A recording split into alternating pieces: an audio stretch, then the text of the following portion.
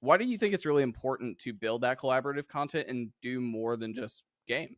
Well, I think the idea is the same logic that would bring you to create a content team like OTV or OTK.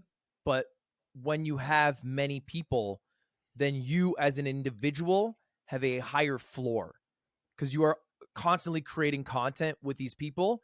And so, hey, maybe nobody's really watching Saikuno this month, but he's part of the Sussy Sunday in Played Up, and everybody's watching Leslie, and they'll still get Saikuno content.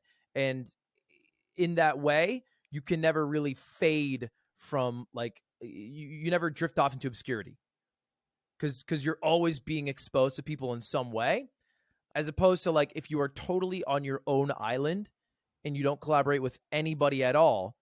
If you start to fall off a bit, like people say, there's nothing that you're exposed to. You're not exposing yourself to other people in other ways. So I think that's why there's so many collaborative things that happen. It makes streamers feel much more comfortable. It's also easier to do, to just play a game with a friend and hee and haha, as opposed to just talk to a camera, talk to chat. I think that's honestly a little harder.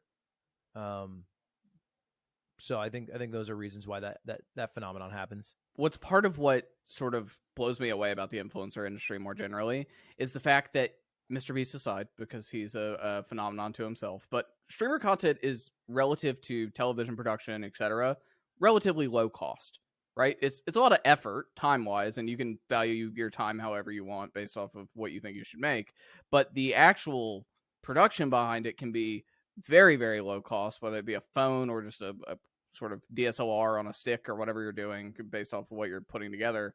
But the advertising interest is massive because obviously you guys are what certain generation of people, call it 13 to 25, are super interested in. And as someone that has maybe a little bit more critical eye of that, considering what you went to school for and understanding what the media industry looks like, how do you think that's changed new media at large and where money is being spent?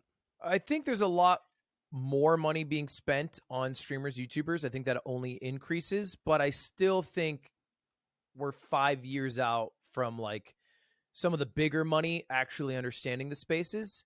It still goes to a lot of traditional media. If you ever talk to a VC, VCs are dumb as fuck, bro. You talk to a VC and they only know Mr. Beast, and you have to explain what a Twitch streamer is through only Mr. Beast and Ninja, which is crazy. It's like trying to draw the Mona Lisa with crayons.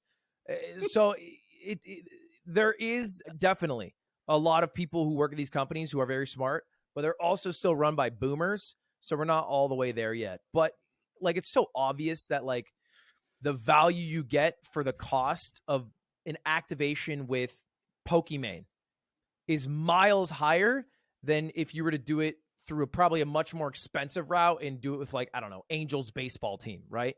Because they have a way bigger sales team and the value you get is just I think bigger with streamers because they're generally inexpensive.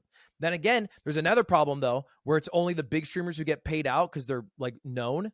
Ninja still gets all the brand deals.